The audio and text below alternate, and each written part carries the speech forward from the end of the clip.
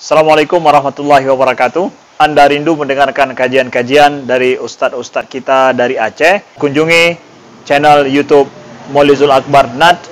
Subscribe, like, share, komen.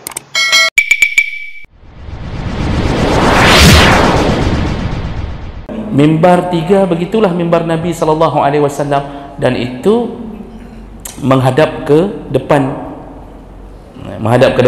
Nah, bagaimana dengan mimbar hari ini sampai 15?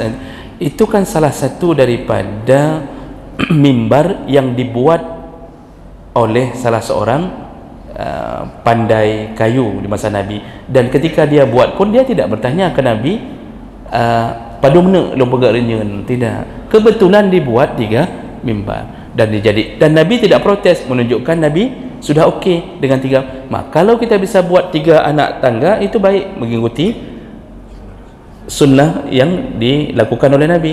Karena Nabi kalau tidak suka pasti protes. Nabi kalau tidak suka dia katakan dengan setegas-tegasnya.